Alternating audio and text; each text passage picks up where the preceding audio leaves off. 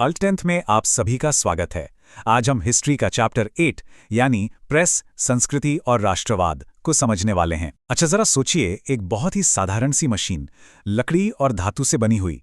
क्या कोई यकीन कर सकता है कि यही मशीन बड़े बड़े साम्राज्यों को हिलाकर रख देगी और नए राष्ट्रों को जन्म देगी? जी हाँ, आज हम बात करेंगे प्रिंटिंग प्रेस की, एक ऐसा आविष्कार जिसने सचमुच विचारों को पंख लगा दिए और इतिहास का पूरा रुख ही मोड़ दिया। ये चेहरा है योहानेस गुटेनबर्ग का। बात है 15वीं सदी की, जब इन्होंने सिर्फ एक मशीन नहीं बनाई बल्कि एक पूरी क्रांति की शुरुआत कर दी। इनके आविष्कार से पहले सोचिए, ज्ञान कुछ चुनिंदा लोगों के हाथ में ही कैद था। क्यों? क्योंकि हर शब्द को हाथ से लिखना पड़ता था। गुटेनबर्ग ने एक तरह से उस ज्ञान को आजाद कर दिया। और यही आज का हमारा सबसे बड़ा सवाल है। हम ये पता लगाएंगे कि कैसे यूरोप में हुआ ये एक आविष्कार हजारों मील दूर भारत में स्वतंत्रता संग्राम की सबसे बुलंद आवाज बन गया। तो चलिए इस दिलचस्प सफर में आगे बढ़ते हैं। सबसे पहले चलिए उस दुनिया में चलते हैं जो गुटेनबर्ग से पहले थी। एक ऐसी दुनिया जहां हर एक किताब को लिखने में महीनों, कभी-कभी तो साल भी लग जाते थे। ज्ञान, सच पूछिए तो एक खजाने जैसा था, बहुत महंगा, बहुत दुर्लभ और बस कुछ ही लोगों के लिए। और फिर सब कुछ बदल गया। देखिए, एक तरफ थी हाथ से लिखी हुई पांडुलिपियां जो बहुत ही धीमी और महंगी हुआ करती थी, और दूसरी तरफ छपाई का एक नया दौर शुरू हो चुका था।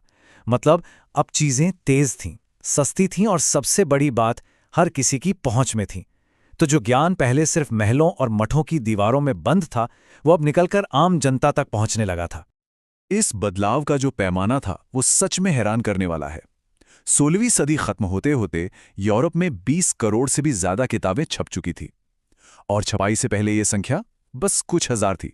ये कोई छोटा मोटा बदलाव नहीं था, ये तो जानकारी का एक महाविस्फोट था। और एक बात तो तय है, जब विचार फैलते हैं ना, तो वो अक्सर आग की तरह फैलते हैं।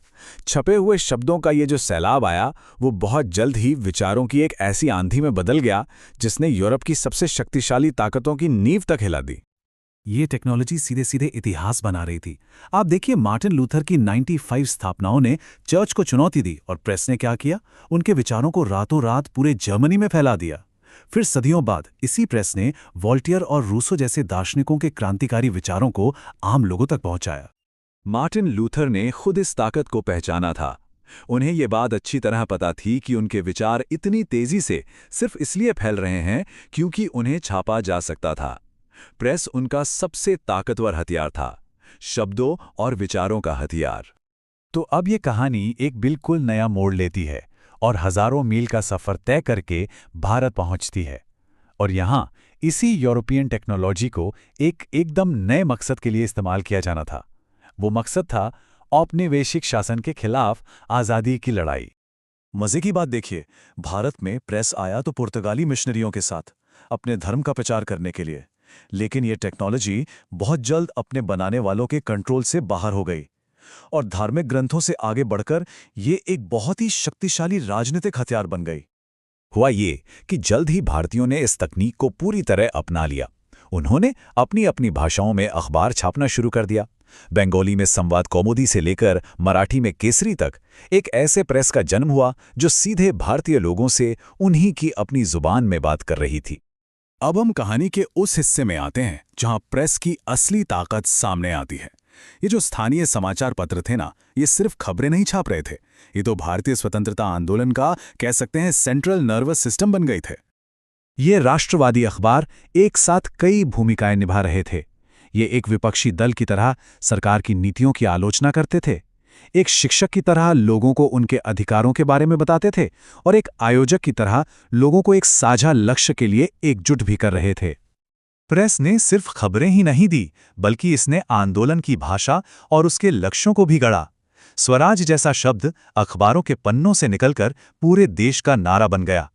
इसने लोगों को एक ऐसा साझा लक्ष्य दिया जिसके लिए वो लड़ सकते थे। और इस आंदोलन के केंद्र में कौन थे? महात्मा गांधी, जो खुद एक बहुत कुशल पत्रकार थे।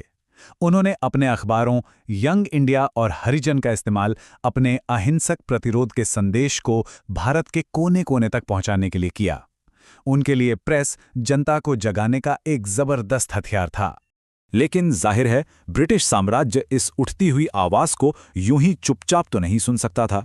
उन्होंने इस आज़ाद प्रेस के खतरे को पहचान लिया और इसे दबाने के लिए अपनी पूरी ताकत झोंक दी। ये एक ऐसी लड़ाई थी जो स्याही और शब्दों से लड़ी जा रही थी। ब्रिटिश सरकार को ये बात साफ साफ समझ आ रही थी कि ये अखबार एक बहुत बड़ा खतरा बन चुके हैं। तो उन्होंने क्या किया?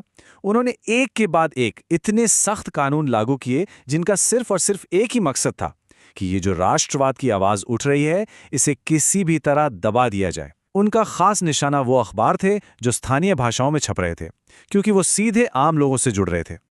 और इसी दमन ने भारतीय प्रेस को प्रतिरोध का, हिम्मत का एक प्रतीक बना दिया।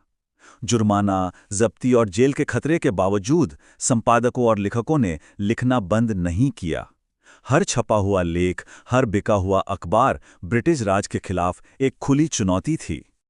तो ये पूरी कहानी हमें आज के डिजिटल जमाने में एक बहुत ही जरूरी सवाल पर लाकर खड़ा कर देती है।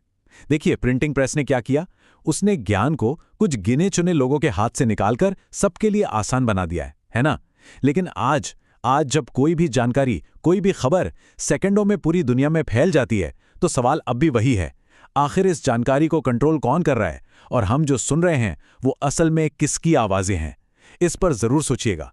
अगर आपको ये ब्रेकडाउन पसंद आया तो इस चैनल को लाइक और सब्सक्राइब करना मत भूलिएगा। मिलते हैं अगले सेशन में।